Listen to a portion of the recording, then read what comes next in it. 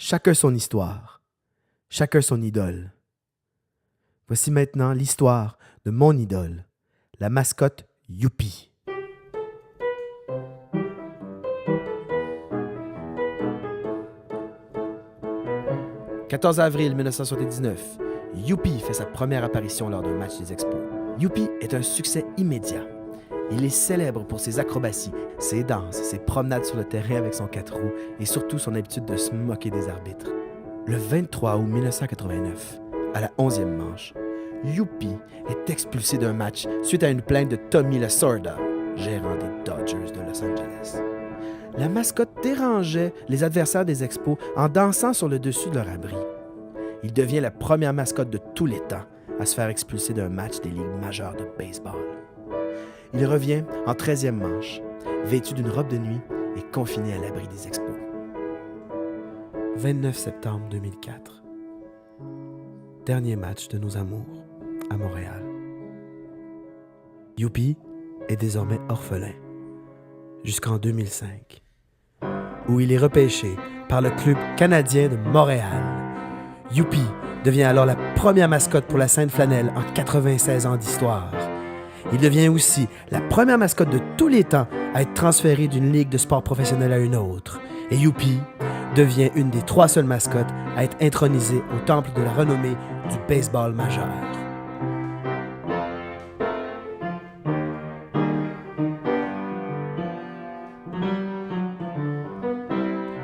Je m'appelle Benoît Côté et je suis un fan fini de Youpi. Cette fascination ayant débuté lorsqu'enfant, j'étais à la risée de mes compagnons à cause que j'étais roux. C'est pour me consoler avec moi-même, pour que je fasse la paix avec ma rousseur, que ma mère, croyant bien faire, m'a dit que Youpi était roux. Et que ça n'empêchait pas ça, lui. Oh non, ça n'empêchait pas Youpi de se faire aimer par des dizaines de milliers de personnes. À partir de l'âge de 7 ans, j'allais donc régulièrement au match des Expos avec mon père. Pas tant pour les voir perdre comme tout le monde, mais bien pour me rapprocher de mon nouvel idole. J'avais une collection exhaustive de tous les articles concernant Youpi. Soit dit en passant, puis à mon grand regret évidemment, mais c'est comme ça, là. Mon ex-femme m'a un peu forcé à me départir de ces objets-là, trouvais ça un peu infantile, tout ça. Fait que je les ai pu, mais heureusement, j'ai gardé en sûreté dans un coffret de la Banque de Montréal l'objet principal de cette collection, c'est-à-dire une poupée Youpi donnée en main propre par Youpi lui-même. Oui, avoir comme idole une mascotte peut sembler ridicule, mais il faut savoir que dans l'histoire, rares sont les grands héros roux. Ronald McDonald, le fondateur de la scientologie, Lénine et Judas sont les roux les plus célèbres. Cependant, au sein même des Expos de Montréal, un joueur promettait d'inverser cette fâcheuse tendance, mettant les roux dans les marges moins lumineuses de l'histoire. Et j'ai nommé le plus grand roux de tous les temps, et des Expos en particulier, le grand orange lui-même, mesdames et messieurs, le fabuleux Rusty Stubb!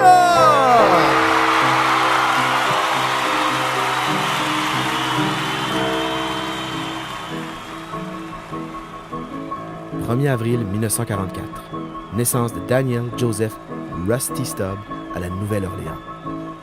1969, première saison des Expos, Rusty Stubb devient la toute première vedette du club et un des joueurs les plus populaires de l'histoire de la formation, entre autres parce qu'il apprendra le français. Il sera surnommé le Grand Orange par les fans à cause de sa rousseur. Le 6 avril 1972, Rusty Stubb est échangé aux Mets de New York. Cependant, le 27 juillet 1979, retour de Rusty Stubb pour les Expos. Le stade est plein. Le Grand Orange est ovationné à tout rompre par 59 000 spectateurs. Le 15 mai 1993, il sera le premier joueur des Expos à voir son numéro retiré. Grand Orange. Gros Orange. Avait-on créé Youpi pour ressembler à Rusty Stubb? J'ai décidé d'appeler les créateurs officiels de Youpi, la compagnie Acme Mascot de New York, ceux-là même qui ont créé Miss Piggy et la mascotte Philly Fanatics des Phillies de Philadelphie. Welcome to Acme Mascot Incorporated. Hello, my name is Jack Chambers, and I'm making a documentary on Youpi, the Montreal's Expos mascot. I've been told you did that contract? Let me verify this.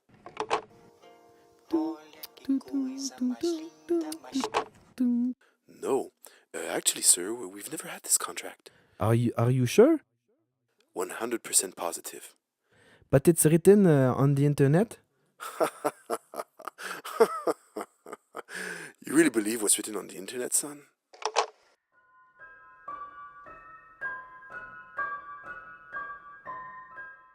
Ne me laissant pas abattre et comprenant que j'ai pu être naïf, j'ai décidé d'approfondir mes recherches en me procurant l'excellent livre Il était une fois les expos de Jacques Doucet et Marc Robitaille. J'ai appris que c'était Roger D. Landry qui avait créé Youpi.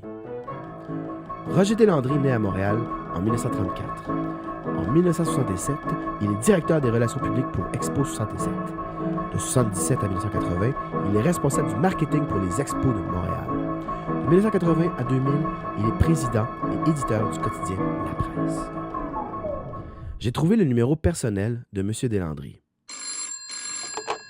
Bonjour, M. Deslandry? Lui-même. Oui, M. Deslandry, je me présente. Mon nom est Benoît Côté. Je suis journaliste pour Radio-Canada. Je réalise actuellement un documentaire radio sur Youpi. Mes sympathies. Merci, M. Deslandry. En fait, c'est ça, j'aurais aimé savoir quelles avaient été vos inspirations lorsque vous avez créé le personnage. Aviez-vous quelqu'un en tête? Quelqu'un en tête? En fait, mon petit gars, ce qui s'est passé, c'est qu'en 1978, Charles Bronfman voulait absolument une mascotte. Les Padres avaient eu du succès avec leur poulet et les Phillies avec leur grosse affaire verte. George Lucas venait de sortir le premier Star Wars et les enfants de Charles en étaient des grands fans. Il a donc créé Suki, un genre d'astronaute à la tête de balle de baseball. Malheureusement, le costume était supposé ressembler à Luke Skywalker, mais était plutôt style Capitaine Cosmos, avec un horrible boule sur la tête. Les enfants partaient à pleurer quand ils le voyaient. On l'a retiré, et Charles a annoncé qu'il me donnait carte blanche pour créer une mascotte à mon goût. Je suis donc allé voir la firme qui avait créé la mascotte des Phillies, en leur disant par contre que je voulais rien de vert, ni d'extraterrestre. Je voulais un genre de, on va dire, Falstaff mélangé avec Cyrano de Bergerac. Un Roger Bontemps qui aime prendre un coup de temps en temps. En plus de rappeler des bons souvenirs de baseball, n'est-ce pas? Vous vouliez sûrement faire un clin d'œil, je sais pas, à Rusty Stubb, quand vous avez décidé de le faire orange.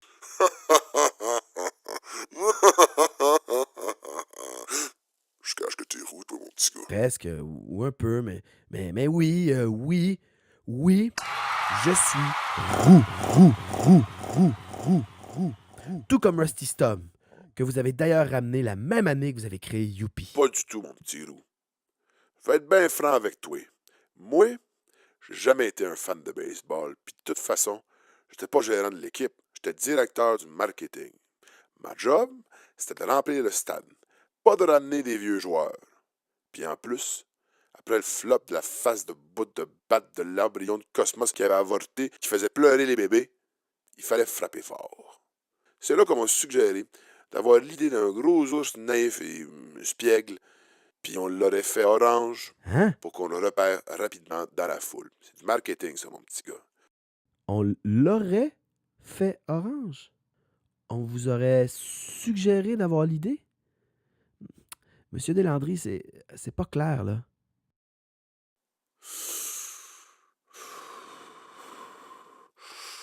Charles Bronfman n'avait pas vraiment le choix.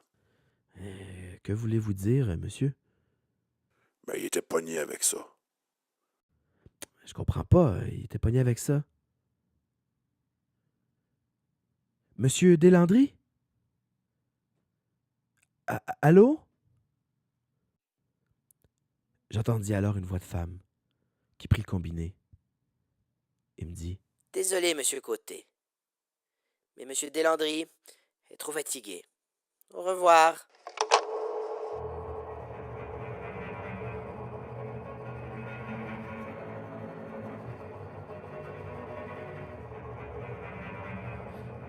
« 72 heures plus tard, j'ai reçu une offre pour un contrat tout à fait inespéré sur un bateau de croisière. Cette job m'aurait en effet sorti du trouble financier, mais j'aurais aussi été isolé et détourné de mon enquête. Ça m'a paru bizarre. J'ai fait mes recherches et j'ai découvert que l'entreprise qui m'offrait l'emploi était reliée à la Canadian Steamship Line, compagnie dont le siège social est voisin de celui de Power Corporation, propriétaire de la presse et ex-employeur de Roger Deslandry. Je fus pris d'une panique semi-psychotique et me rendis chez mon hypnotiseur. Oui, en passant, c'est ça, je crois aussi là, à ça, les médecines naturelles, tout ça. J'ai fait une retraite il y a quelques années, c'est ça, donc je fréquente... Vos paupières sont lourdes. Suivez le pendentif. Droite, gauche, droite, gauche, droite, gauche, droite, gauche, droite, gauche. Maintenant, lorsque je claquerai des doigts, vous serez dans le passé. Que voyez-vous? Youpi est à côté de moi, Où êtes-vous? dans les gradins, au stade. Je tiens Youpi par le bras. Je suis un peu préado. Je tire sur son poil. C'est parce que les gars de mon camp sont là. Oui, ils sont là. C'est la fin du camp de vacances. Mon père est pas là. Les gars me mettent au défi. Ils disent, va tirer sur son poil à Youpi. Tire-y le poil. Je crois que je leur ai dit que Youpi était roux lui aussi. Je crois qu'ils rient de moi. Je sais pas. Je fais ça pour être leur ami. J'ai pas beaucoup d'amis. Mais ça marche pas. Youpi est pas content. Il me poussote un peu. Je suis triste. Je pleure. Tout le monde rit de moi. Ça devient flou. Que se passe-t-il ensuite? Ah, Youpi est chassé de la partie. C'est la fameuse. Oui, c'est celle-là, la fameuse partie du 23 août 1989 où Youpi a été expulsé du match. Je suis furieux, je suis triste, je capote.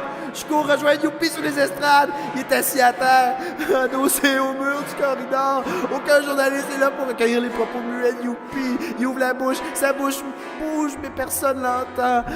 Je les trouve dégueulasses. Je m'assois près de lui, je m'excuse d'avoir tiré ton poil. Il se lève, je me lève. Il fait une minute avec un de ses gros 4 doigts. Une minute plus tard, il revient avec une poupée. Il me la donne. C'est le pire jour de ma vie qui devient le plus beau jour de ma vie. Je prends Youpi dans les bras. Le petit, le gros roux, se donne un gros câlin. On se dit bye. Il entre dans l'infirmerie. C'est flou, je sais plus, c'est flou. Et que se passe-t-il ensuite? On dirait... Ah, c'est Youpi, oui. C'est Youpi. Il revient dans la partie.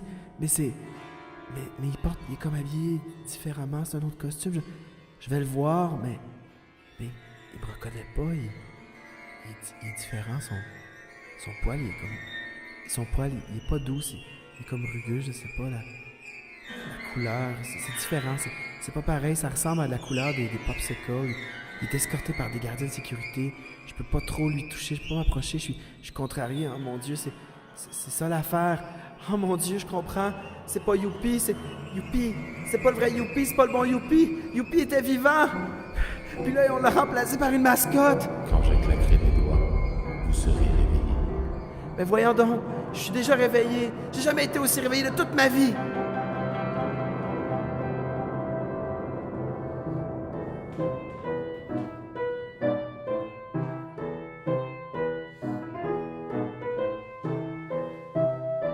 Fin du premier épisode. Narration, Benoît Côté. Musique originale, Pierre-Alain Faucon et Benoît Côté. Youpi est une œuvre de fiction, écrite par Charles Desbiens-Lamar et réalisée par le collectif Belle Bebelle.